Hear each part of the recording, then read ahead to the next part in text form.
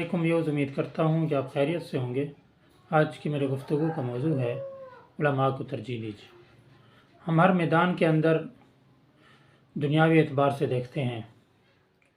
ہم یہ سوچتے ہیں کہ ہماری آنے والی جو نسل ہے یہ دنیا کے کوئی اہم منصبے پر اور اہم مرتبے پر قائم ہو، خواہ وہ ڈاکٹر ہو، انجینئر ہو، سیاستدان ہو، بڑے سے بڑا اس کے بعد عہدہ ہو، اس کے بعد گاڑی ہو، اس کے بعد بنگلہ ہو، بینک بیلنس ہو۔ لیکن اس کے ساتھ ساتھ ہم جو ہے دنیاوی اعتبار سے غور و فکر کرنے کا جو مقصد ہے وہ ہمارا نہیں ہے کہ اخروی زندگی کیا ہے، دنیا میں رہنا ہے تو کیسے رہنا ہے، دنیا میں آنے کا مقصد کیا ہے، اور آخرت کی زندگی جو ہے ہم نے گزارنی ہے، قبر والی زندگی گزارنی ہے۔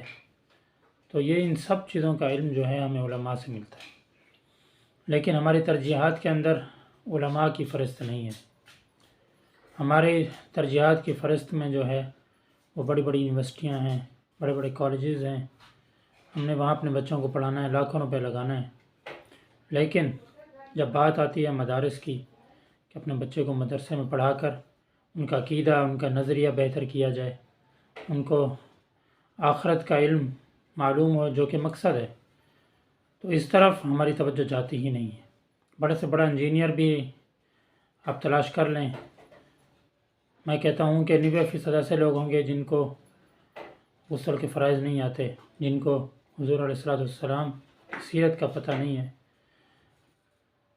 یعنی کہ لا علمی کے اندر ان کی زندگی گزر رہی ہے۔ تو اس کی اہم وجہ ہماری گورنمنٹ بھی ہے جو علماء کو ترجیح نہیں دے رہی۔ علماء کو جو ڈگری دی جاتی ہے، وہ ایکویلنسی جاری کیا جاتا ہے، وہ ایم اے کے برابر ہوتا ہے کہ ایک بچہ 16 سال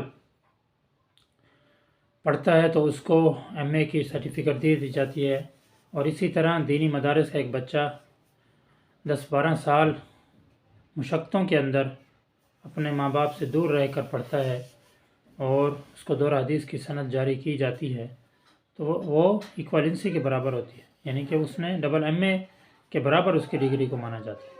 لیکن عملی طور پر ہماری گورنمنٹ حکومت علماء کو ترجیح نہیں دے رہی، اور ہمارے قول کے مطابق ہم کہتے ہیں کہ مولوی کی دوڑ جو ہے وہ مسجد تک ہے، کیونکہ ہم نے علماء کو رکھا ہی مساجد تک محدود ہے، آگے ہم لے کر آنا نہیں چاہتے۔ اگر ہم لے کر آئیں گے تو ظاہری بات ہے اسلامی حکومت نافذ ہوگی، اسلامی جمہوریہ پاکستان عمل میں آئے گا، اور وہ ہم چاہتے نہیں۔ ہم نمکین مسلمان بن چکے ہیں، نمکین مزاج مسلمان کہ نماز بھی پڑھ لوں، گانا بھی سن لوں، نماز بھی پڑھ لوں، بد نظری بھی کر لوں، نماز بھی پڑھ لوں، یہ بھی کر لوں۔ تو خدا کے لیے جو کام علماء کا ہے وہ علماء کو کرنے دیجیے۔ اگر آپ انجینئر کو اسلامیات دے دیں گے تو وہ اسلامیات اس طریقے سے نہیں پڑھا سکتا جو ایک عالم دین اپنے اسٹوڈنٹ کو پڑھا سکتا ہے۔ اگر آپ ڈاکٹر کو عربک دے دیں گے تو وہ نہیں پڑھا سکے گا جس طرح ایک عالم دین اپنے اسٹوڈنٹ کو پڑھا سکتا ہے۔